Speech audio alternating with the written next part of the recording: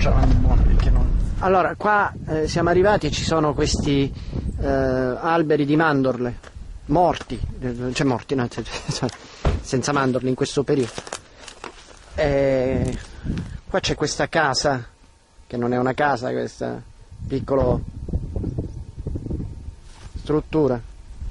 Vediamo di salire sopra questo monte Chibò. Ecco, qua siamo quasi in cima al monte Chibò. A terra ci sono cocci, e più si sale più si trovano cocci.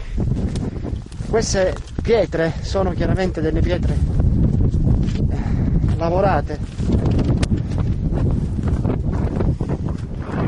Guardate, qua c'è un filo. Qua si interrompono come se fosse l'ingresso della città.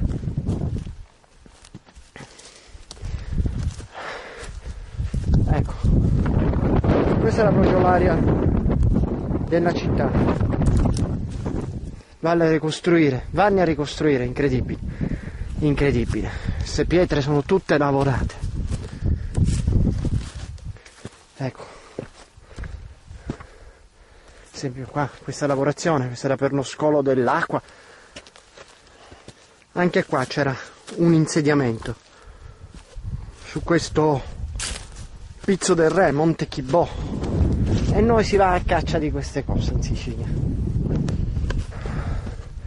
Ma è veramente sempre poi un pretesto per l'evento paesaggistico, per ammirare questo paesaggio che da qua sopra a 360 gradi spazia dovunque. Una cosa meravigliosa.